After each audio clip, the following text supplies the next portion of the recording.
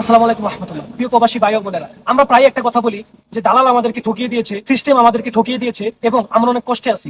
কিন্তু এই দালাল কোনো আকাশ থেকে নেমে আসে নাই। অনেক সময় এই দালাল হচ্ছে আপনার আমার পরিবারের কেউ একজন এবং আপনি আমার আত্মীয় স্বজন ও বন্ধু বান্ধবের মধ্যেই কেউ একজন বা তাদের পরিচিত কেউ একজন। বিষয় জটিলতা, কাজের সমস্যা, অবৈধ অবস্থান, হয়রানি, এর মধ্যে অনেকগুলো শুরু হয় ভুল তথ্য, অসচেতনতা ও আমাদের লোভের কারণে। আরেকটা বিষয় আমরা একটু যদি গভীরভাবে চিন্তা করি যে প্রত্যেকটা দেশ যেসব আইনের কারণে আমাদের প্রবাসী ভাইদেরকে আটক করা হইতেছে বা বিভিন্ন জটিলতায় আমাদের প্রবাসী ভাইরা ভুগতেছে, ওইসব আইন কিন্তু আমাদের বাংলাদেশি প্রবাসীদের জন্য একা না।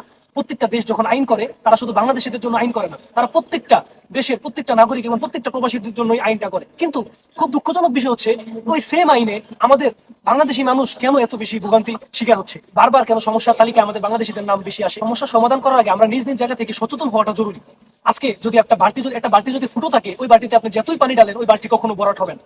এত কিছু করার পরে, এত কাঠ ঘাম পরে, দালাল সমস্যা, ভিসা সমস্যা, এত কিছু করার পরে, এত ভোগান্তির পরে আমরা এই টাকাগুলো যখন বাংলাদেশে পাঠাই, তখন আমাদের এই টাকাগুলো দুর্নীতি, প্রতারণা, দালাল চক্র ও ঋণ খেলাফির নামে বাংলাদেশে এই টাকাগুলো বাইরে পাচার হয়ে যাচ্ছে। আমরা প্রবাস মঞ্চ শুধু সমস্যা নিয়ে কাজ করবো, সমস্যার মূল থেকে পরিবর্তন করাই আমাদের লক্ষ্য। এই লক্ষ্য নিয়ে প্রবাস মঞ্চ এগিয়ে যাচ্ছে।